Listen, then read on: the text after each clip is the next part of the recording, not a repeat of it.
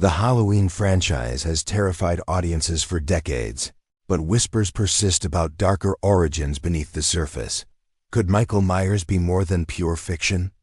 Let's explore the unsettling mythology that has grown around one of horror's most iconic villains, examining where reality blurs with legend and why this story continues to captivate our deepest fears. The tale begins in small-town America during the early 1960s, a time when suburban innocence masked darker undercurrents. According to the legend, a horrific family tragedy occurred in Russellville, Illinois, where authorities discovered an entire household brutally murdered. The crime scene presented baffling contradictions that would haunt investigators for years. Every door remained locked from within, showing no evidence of forced entry or external intrusion. The sole survivor was a young child, discovered in the backyard holding a weapon and covered in blood.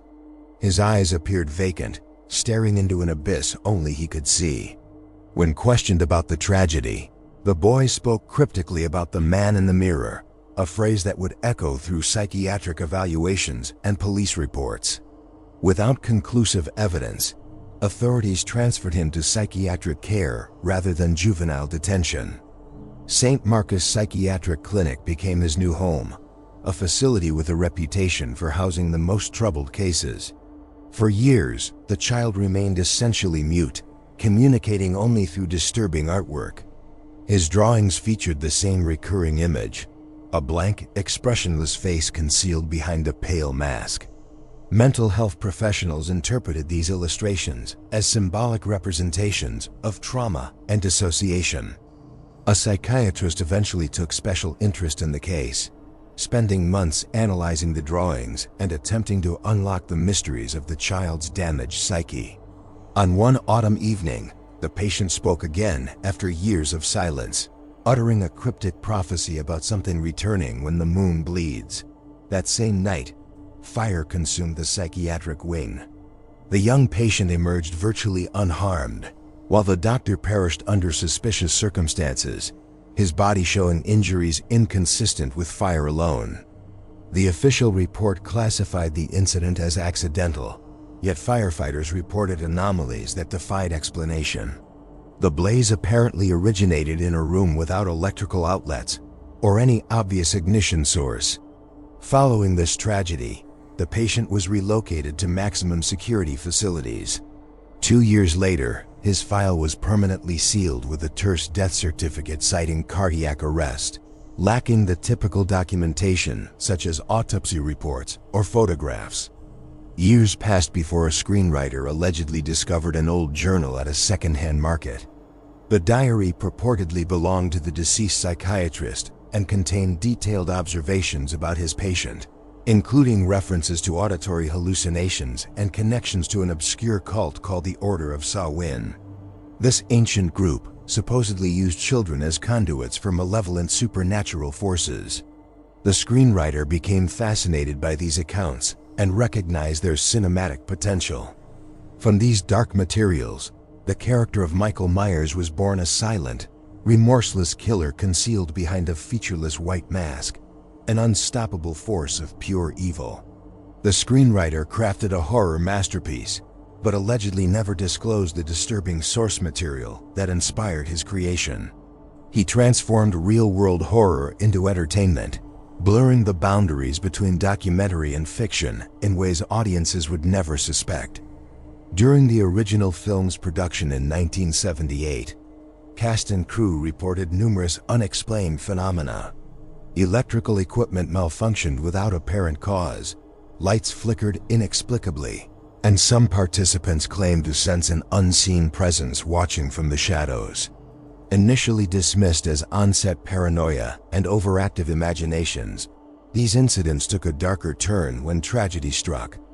A crew member was discovered dead under circumstances that raised more questions than answers. The death occurred in an isolated warehouse used for storage, with the victim found in a position that forensic experts struggled to explain as self-inflicted. Beside the body, a single word was written in blood: Samhain, the ancient Celtic festival marking the boundary between the living world and the realm of the dead. Production companies attempted damage control, but whispers persisted among those who witnessed the aftermath. Following this incident, the director experienced recurring nightmares featuring a child who stared at him with knowing eyes. He consistently awoke at precisely 3:33 a.m., and on one occasion discovered unexplained scratch marks across his chest. Disturbed by these experiences, he consulted with spiritual advisors. A medium who visited the production facilities fled in terror, claiming the energy present was fundamentally malevolent and ancient beyond human comprehension. Desperate to complete the project, the director rushed through final production phases. The film achieved massive commercial success, becoming a cultural phenomenon that defined modern horror cinema. However, behind the scenes, a disturbing pattern emerged among those involved with the original production. Several key crew members died in bizarre accidents, others experienced public psychological breakdowns, and some simply vanished from the industry entirely without explanation. The film's lead actress later revealed she felt an oppressive presence throughout filming and deliberately avoided being alone on set. What audiences perceived as brilliant acting may have been genuine fear captured on camera. The line between performance and authentic terror became increasingly difficult to distinguish. Was Michael Myers truly just a fictional character, or had something darker been inadvertently summoned through the filmmaking process? In the following decade, an investigative journalist attempted to trace the film's origins and authenticate the claims about the psychiatrist's diary. She traveled to the abandoned psychiatric facility, discovering evidence that someone or something still inhabited the decaying structure. Inside, she found walls covered with strange symbols and occult markings. The basement contained dozens of identical white masks scattered throughout the space, surrounding a restraint chair bearing deep fingernail gouges in the wooden arms. One wall displayed a chilling message suggesting that he had never truly departed, but was merely waiting for the next Halloween. The journalist documented everything on video and audio recordings, intending to broadcast her findings. Before the story could air, she disappeared without a trace. Her burned vehicle was discovered miles from her last known location, but her body and all evidence vanished completely. The case remains unsolved, filed away with countless other cold cases. Those who investigate too deeply into Michael Myers' origins become known among certain circles as the packed individuals who stumbled upon truths better left buried. In the 1990s, another screenwriter attempted to create a reboot exploring the Halloween cult origins in greater detail. Studio executives rejected the script, citing concerns about its disturbing content. The writer received anonymous threats and abandoned the project, later claiming in interviews that his material emerged from dreams or perhaps nightmares beyond his conscious control. Dedicated fans who watched the original film repeatedly began noticing subtle anomalies in specific scenes. Some claimed the killer's mask appeared to shift expressions between frames, as though something living moved behind the latex. Online theories proliferated, suggesting that viewers who watched on Halloween night might somehow be marked, chosen by an entity that transcends the boundary between fiction and reality. These claims sound absurd, yet the pattern of coincidences became increasingly difficult to dismiss. At a major comic convention, a cosplayer dressed as Michael Myers remained motionless in one location for over 6 hours, never breaking character or responding to attempts at interaction. When security personnel tried to escort him from the venue, he fled with surprising speed. Hours later, a security guard was found dead in a venue bathroom. The weapon was never recovered, and despite extensive video surveillance, the cosplayer's identity remained unknown. He seemed to vanish into the crowd as though he had never existed. An independent documentary filmmaker attempted to create a film exploring the real events behind Halloween. The director disappeared 1 week before the scheduled premiere, and the project was never completed. Raw footage was mysteriously leaked online and sold for nominal amounts.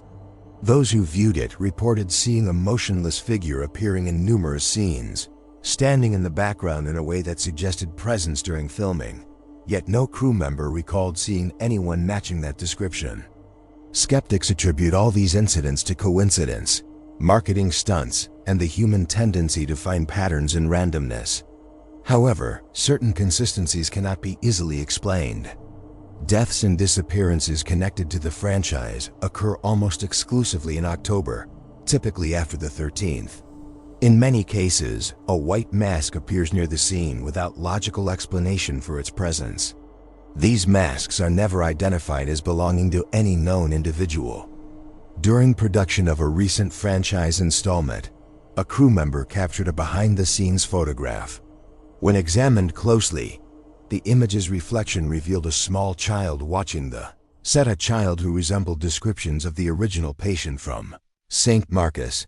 The photograph circulated briefly online before being systematically removed from all platforms within hours. Those who downloaded it reported experiencing disturbing dreams for weeks afterward. Occult scholars have proposed that Michael Myers represents something beyond a fictional character, a modern manifestation of an ancient archetype they call the Veil Keeper. This entity supposedly exists between the worlds of the living and dead, using human bodies as vessels to manifest in our reality during specific dates when the boundary between worlds grows thin. Halloween, derived from the Celtic Samhain, marks one such occasion when supernatural forces can more easily cross over. A former psychiatric nurse from St. Marcus broke decades of silence in a recent anonymous interview. She described the original patient as possessing knowledge beyond any normal child's capacity. He supposedly knew people's names before being introduced and predicted events before they occurred. Most disturbing, he allegedly spoke in archaic languages that none of the staff recognized. 2 months after giving this interview, the nurse disappeared without a trace. Her home showed no signs of struggle, and she has never been found. A deleted scene from one of the recent films showed Michael Myers looking into a mirror and seeing a child's reflection staring back. The director claimed the scene made no narrative sense and was cut during editing.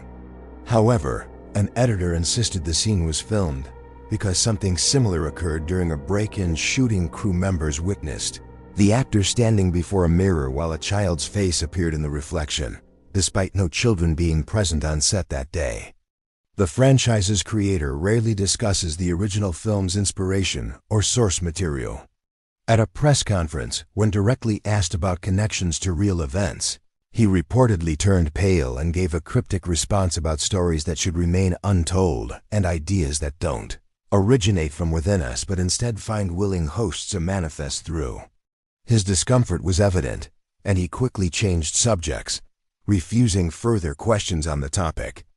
The most unsettling theory circulating among dedicated fans involves a 40-year cycle. According to this speculation, the entity returns seeking new vessels at specific intervals, 1962, 2002, and next in 2042. Until that time arrives, it supposedly wanders among us, hidden behind countless Halloween masks, waiting to be recognized by someone who speaks its name aloud. The theory suggests our collective obsession with horror films serves as a distraction, feeding an entity that grows stronger through our fear. In the lost archives of St. Marcus Clinic, investigators reportedly discovered a final hidden message written on a wall and concealed for decades. The translated phrase read, "It's not evil that wears the mask. The mask is the evil." This suggests the mask itself serves as a vessel or conduit, searching for new faces to inhabit with each passing Halloween. The mask becomes the true threat, not whoever wears it. Urban legend enthusiasts recently attempted to explore the abandoned Russellville facility. Armed with cameras and recording equipment, they spent hours documenting the decaying structure. Disturbingly, they found what appeared to be fresh blood on walls in a building supposedly sealed for decades. One team member vanished during the exploration. His camera was recovered, still recording, showing footage that has never been fully explained. The video shows him walking through darkened corridors, commenting that he senses someone else present. The camera suddenly falls, capturing approaching bare feet moving slowly toward the fallen device. Heavy breathing can be heard, followed by a whispered phrase, "He's awake." The recording ends abruptly. The remaining portion of the tape was found melted, as though burned from within. Yet the external casing remained undamaged, a phenomenon forensic experts cannot explain through known physical processes. Despite all these disturbing connections and unexplained incidents, Halloween remains one of cinema's most successful and influential horror franchises. It shaped an entire genre and inspired countless filmmakers. The films continue to generate massive revenue and maintain devoted fan bases across generations. Yet beneath the commercial success and cultural impact lies a persistent warning. Some stories should never be told, and some characters were never entirely fictional creations. If the legend holds any truth, if a real patient named William Thorne existed and his story forms the foundation of Michael Myers, then perhaps the character isn't a creation but a continuation, a vessel that moves through time, inhabiting different forms, but maintaining the same dark purpose: to feed on fear, to cross the veil between worlds, and to never truly die. So when you watch Halloween alone in darkness and think you detect movement in your screen's reflection, pay attention. Don't look away. Because if the legend contains even a fragment of truth, recognition serves as invitation. The entity needs only one glance to know you're ready, to mark you as the next potential vessel or victim. Some fans have developed protective rituals. They cover all mirrors before viewing the films. Others leave a single candle burning for protection. The boldest speak the name 3 times before starting the movie, though no one knows what happens to those who complete this ritual. Perhaps you'll discover the answer yourself, if you dare. Because the mask doesn't choose randomly, it waits patiently, watches constantly, and when conditions align perfectly, it returns. This Halloween, ask yourself a final question. When you watch the film, are you merely a passive viewer consuming entertainment? Or is something watching back, studying you through the screen, waiting for the perfect moment to cross the threshold between fiction and reality? The mask waits. It watches. And when the time is right, it will return again. Retry Claude can make mistakes. Please double-check responses. Sonnet 4.5